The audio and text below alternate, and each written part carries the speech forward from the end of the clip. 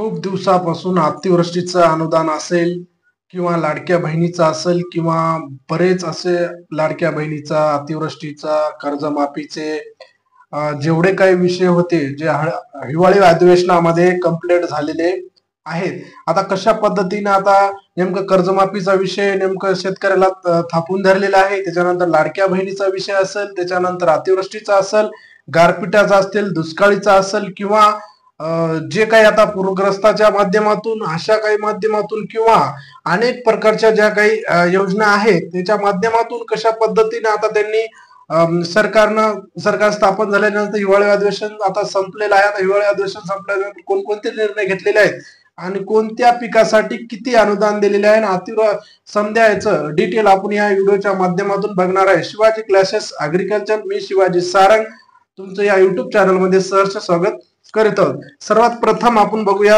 419 कोटी मंजूर बाधित शेतकऱ्यांना पोर्टलद्वारे मंजूर होणार आहेत. अतिवृष्टीचे ही काही अमाऊंट आहे ती होणार आहे.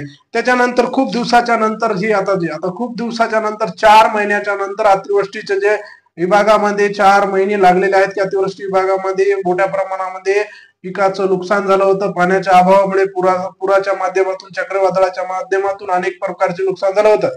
त्याची 4 महिन्याच्या नंतर प्रतीक्षा त्याची संपलेली आहे.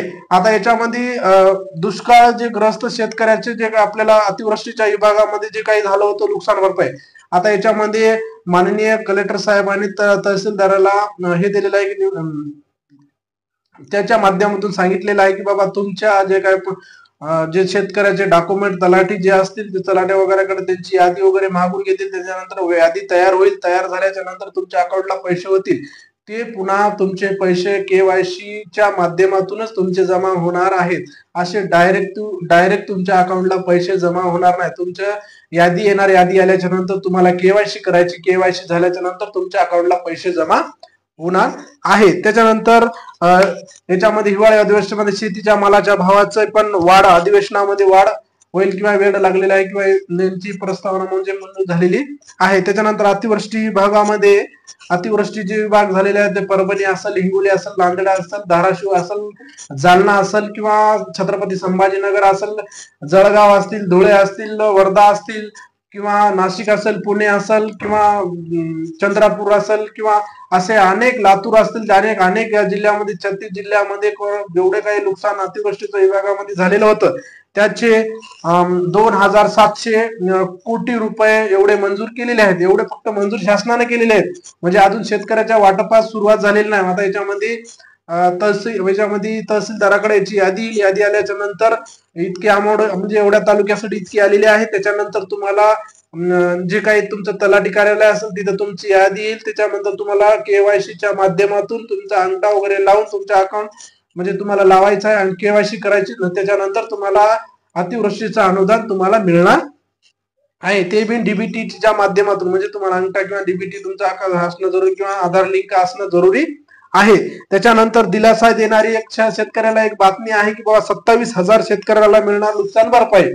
म्हणजे अनेक जिल्ह्याच्या अनेक माध्यमातून त्यांची रक्कम भरपाई जे काय असेल ते त्यांनी देणार आहेत. त्याच्यानंतर 26 कोटी 29 लाख रुपयाचा निधी 10 मंडळामध्ये महसूल जे मंडळ आहे त्या महसूल मंडळामध्ये 26 कोटी 29 लाख रुपयाचा निधी 10 मंडळामध्ये 78 कोटी म्हणजे त्याच्यामध्ये अतिवृष्टी झालेली होती किंवा मोठ्या प्रमाणात पाऊस झाला. त्याच्यानं वसा आणि निलंग्यामध्ये लातूर जिल्ह्यामध्ये हा मोठ्या प्रमाणात झाला. 78 कोटीचा त्याच्यामध्ये निधी आलेला आहे. त्याच्यानंतर त्याच्यामध्ये 30% नुकसान झालं होतं. म्हणजे 100%पैकी त्याचं 30% नुकसान झालं होतं. त्याच्यासाठी 78 कोटी रुपये त्यांना मंजूर झालेले आहेत. आता याचे लवकरच त्यांच्या अकाउंटवर जमा होतील. त्याच्यानंतर 412 कोटी 30 लाख शेतकऱ्याला दिलासा देणारी बातमी आहे. म्हणजे कशा याची पण अमाऊंट यांना जमा होणार आहे. म्हणजे शेतकऱ्यासाठी एक आनंदाची बातमी आहे की बाबा कोणत्या का माध्यमातून होणार, दुष्काळी असो किंवा अतिवृष्टी असो, पीक विमा असो, अशा माध्यमातून आणि नमो शेतकरी योजनेचे असो, अशा माध्यमातून आता हिवाळी अधिवेशन झालेलं आहे. मंत्रिमंडळाने त्याचे निर्णय झालेले. आता हळूहळू तुमच्या अकाउंटला पैसे जमा होण्यास सुरुवात होईल. त्याच्यानंतर राहिला फक्त याच्यामध्ये विषय राहिला की कर्जमाफीच्या विषयी शेतकऱ्याच्या बाजूने म्हणजे आतापर्यंत कुठल्याही प्रकारचा निर्णय झालेला नाही. म्हणजे शेतकरी कर्जमाफीच्या विजेत ओढम कायम आहे. म्हणजे तुमच्या याच्या शेतकरी याच्यासाठी आहे. आता याच्यामध्ये शेतकऱ्याचं कर्जमाफीचा विषय शेतकऱ्यांना माननीय एकनाथ शिंदे साहेब असतील, माननीय फडणवीस साहेब असतील किंवा माननीय अजित पवार साहेब असतील, माननीय एकनाथ शिंदे साहेब असतील, त्याच्या जाहीरनाम्यामध्ये प्रसिद्ध केलं होतं की बाबा आम्ही कर्जमाफी करणार आहोत. म्हणजे कर्जमाफी करणार आहोत म्हटले, त्याच्यामध्ये कुठल्याही प्रकारचा हिवाळ्या अधिवेशनामध्ये याचा पण माननीय फडणवीस साहेबांनी म्हटलेले की आम्ही कुठल्याही प्रकारचं जेवढे काही आश्वासन दिलेले आहेत ते आम्ही पूर्ण करणार आहोत, कुठल्याही प्रकारच्या योजना बंद पडू देणार नाहीत असं त्यांनी म्हटलेलं. आता याच्यामध्ये कर्जदार शेतकरी 43% शेतकरी म्हणजे कर्जबाजारी आहेत. म्हणजे 43% शेतकऱ्याने कर्ज घेतलेलं आहे. त्याचे शेतकऱ्याचं कर्ज आहे 1387 कोटीचं कर्ज महाराष्ट्रावर आहे. म्हणजे याच्यामध्ये 43% शेतकऱ्याने कर्ज घेतलेलं आहे. त्याच्यानंतर 57% जे शेतकरी आहेत ते रेग्युलर भरणारे म्हणजे चालू बाकीदार जे आहेत, म्हणजे रोज म्हणजे ते दरवर्षीचे काय करतात की कर्ज घेतात, भरतात, त्याच्यानंतर वाढीव करतात. त्याच्यानंतर असे जे शेतकऱ्याला अनुदान आहे ते त्यांनी म्हटलेलं आहे 50,000 ते 70 ते 90,000पर्यंत त्यांना एक वाढीव रक्कम म्हणून त्यांना एक प्रोत्साहन म्हणून त्यांनी देण्याचा एक निर्णय त्याच्या जाहीरनाम्यामध्ये प्रसिद्ध केलेला होता. पण याच्यामध्ये कुठल्याही प्रकारचा GR वगैरे आलेला नाही. 2.5 लाख शेतकऱ्याच्या अतिवृष्टी अनुदानाच्या जे काही येतात 2.5 लाख शेतकऱ्याच्या अनुदानाच्या माध्यमातून देणार आहेत. लवकरच 234 कोटी रुपये बँक खात्यामध्ये जमा होणार आहेत. म्हणजे बँक खात्यामध्ये जमा होणार आहेत. म्हणजे जे शेतकऱ्याच्या अतिवृष्टीच्या जे विभागामध्ये आहे ते लवकरच त्यांचा जमा होणार आहे. त्याच्यानंतर कागदावरील जमा बँक खात्याची जी काही असेल, म्हणजे यांचा अर्थ असा आहे की बा कागदावर जमा झालेले आहेत, म्हणजे टिकून जमा झालेले, फक्त त्यांनी काय केलं घोषणा केली, फक्त ती कागदावर म्हणजे GR वर आलेली आहे, पण शेतकऱ्याच्या अकाउंटला जमा झालेली नाही. त्याच्यानंतर अतिवृष्टी असेल, त्याच्यानंतर चक्रीवादळ असेल, दुष्काळ असेल, नापिकाची दुष्काळ असेल, चक्रवादळ अडकलेले शेतकरी बँकेच्या जे काही तुमची रक्कम आहे ती लवकरच त्यांना जमा होणार आहे. आणि त्याच्यानंतर अनेक जिल्ह्यामधील आता या जिल्ह्यामध्ये 7,83,000 शेतकऱ्याच्या अतिवृष्टी अनुदानाची रक्कम जमा होणार आहे. त्याच्यानंतर आता राहिला विषय आता रबी पिकाचा पीक विम्याची तारीख होती. त्याच्यानंतर 1,36,000 शेतकऱ्याने उतरला रबीचा पीक विमा म्हणजे भरलेला आहे.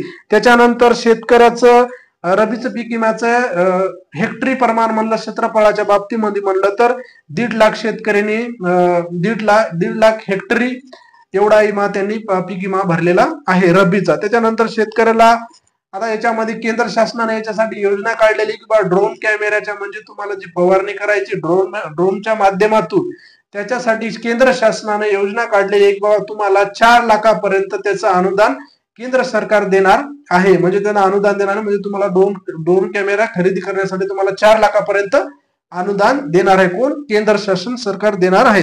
त्याच्यानंतर आता मोठ्या प्रमाणामध्ये रबी पिकाला मोठ्या प्रमाणात रोगाचा प्रादुर्भाव मोठ्या प्रमाणात झालेला आहे. आता याच्यामध्ये हरभरा असतील, गहू असतील, ज्वारी असेल, तूर असेल, मका असतील किंवा असे अनेक जे पिकं आहेत त्याच्यामध्ये खोड आळी आहे, मर आळी आहे, त्याच्यानंतर अनेक प्रकारच्या माध्यमातून त्यांनी पिकाचं नुकसान दैनंदिन मानलेलं आहे. म्हणजे आळ्याच्या प्रमाण असतील किंवा बोंड आळे असेल, कापसाला असेल किंवा त्यांच्या माध्यमातून रोगाचा प्रादुर्भाव मोठ्या प्रमाणात झाले, त्याच्यामुळे शेतकरी मोठ्या प्रमाणामध्ये अडचणीत निर्माण झालेले आहे. त्याच्यानंतर राहिला विषय आहे की बाबा लाडक्या बहिणीचा विषय, म्हणजे लाडक्या बहिणीला पण 1,500 रुपये महिना कालपासून सुरू झालेला आहे. 36 लाख महिलेच्या अकाउंटला त्यांनी पहिल्या टप्प्यामध्ये 36 लाख महिलेच्या अकाउंटला 1,500 रुपये प्रमाणे टाकलेले आहेत. तुम्हाला 2100 रुपये प्रमाणे तुम्हाला 1 एप्रिल ते 15 एप्रिलच्या दरम्यानमध्ये 2100 प्रमाणे हप्ता मिळेल. त्याप्रमाणे तुम्हाला जानेवारी, फेब्रुवारी, मार्च पर्यंत तुम्हाला 1,500 रुपये प्रमाणे मिळणार आहेत. असं त्यांनी फक्त त्यांच्या मंत्रिमंडळामध्ये झालेल्या आहे, अधिवेशनामध्ये केलेलं आहे आणि जाहीरनाम्यामध्ये प्रसिद्ध केलं, त्यांनी मंजूर पण केलेला आहे. पण अर्थसंकल्पनेमध्ये त्यांचा विषय मांडा लागतो. विषय मांडल्याच्या नंतर तुम्हाला 1 ते 15 एप्रिल पर्यंत तुम्हाला 2100 रुपये प्रमाणे लाडक्या बहिणीसाठी त्यांना मिळणार आहेत. आता मोठ्या प्रमाणामध्ये निर्माण झालेल्या अतिवृष्टीचा जे विभाग असेल, दुष्काळाचा असेल, कर्जमाफीचा विषय असेल, अशा अनेक माध्यमातून जे काही योजना असतील, नवीन योजना असतील, GR असतील, शेती संबंधी माहिती असेल, स्पर्धा विषय माहिती असेल, किंवा अनेक म्हणजे क्लासेसच्या माध्यमातून किंवा प्रोडक्टच्या माध्यमातून किंवा अनेक अशा माध्यमातून आपल्याला या व्हिडिओच्या माध्यमातून मी सांगण्याचा प्रयत्न किंवा आपल्या युट्यूब चॅनलमध्ये तुम्ही जर सहभागी झाले नसाल, तुम्ही फॉलो जर केले नसाल किंवा लाईक केलेलं नसाल, तर तुम्हाला हा व्हिडिओ जर आवडला असेल तर तुम्ही लाईक करा, फॉलो करा आणि जास्तीत जास्त तुमच्या नातेवाईकापर्यंत किंवा तुमच्या मित्रपरिवारापर्यंत हा व्हिडिओ तुम्ही जास्तीत जास्त शेअर करा. अन्यथा आमच्या म्हणजे आम्हाला एक तुमच्या शेअर केल्यानं किंवा लाईक केल्यानं तो आम्हाला एक प्रोत्साहन भेटेल की बाबा की आमचा व्हिडिओ आम्ही तुमच्या चांगल्या प्रकारे आम्ही मांडत आहे आणि तुम्हाला ही माहिती तुम्हाला चांगल्या प्रकारे समजत आहे. म्हणजे तुम्ही लाईक केलं म्हणजे तुम्हाला आमची माहिती तुमच्यापर्यंत चांगली पोहोचत आहे असंच आम्हाला हे होणार आहे आणि तुम्ही आम्हाला एक प्रोत्साहन मिळालं. त्याच्यामुळे लाईक करा, शेअर करा आणि फॉलो